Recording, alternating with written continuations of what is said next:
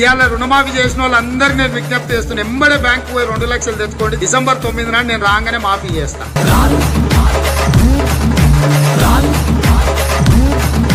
ఇప్పుడు పెన్షన్ తీసుకుంటే 2000 వస్తుంది, కానీ ఒక్క నెల వాయిదా పడ్డదంటే వచ్చే నెల మేము 4000 ఇస్తాం. ఇప్పుడు తీసుకుంటే 10,000 వస్తుంది రైతు బంధు. కాంగ్రెస్ అధికారంలోకి వస్తే 15,000 వస్తుంది.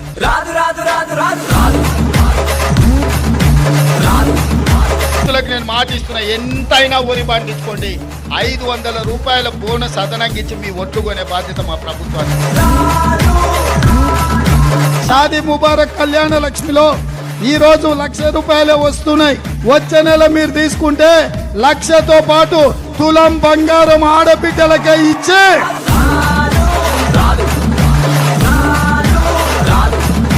ప్రతి నెల 1వ తారీఖు నాడు ఆడబిడ్డల ఖాతాలో 2,500 రూపాయలు ప్రతి నెల ఆడబిడ్డల ఖాతాలో వేయాలని కాంగ్రెస్ పార్టీ నిర్ణయం తీసుకున్నది.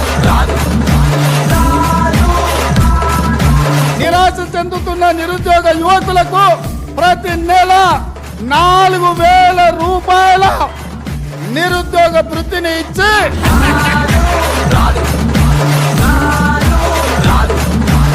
ఇచ్చదంత పోతే రాదు.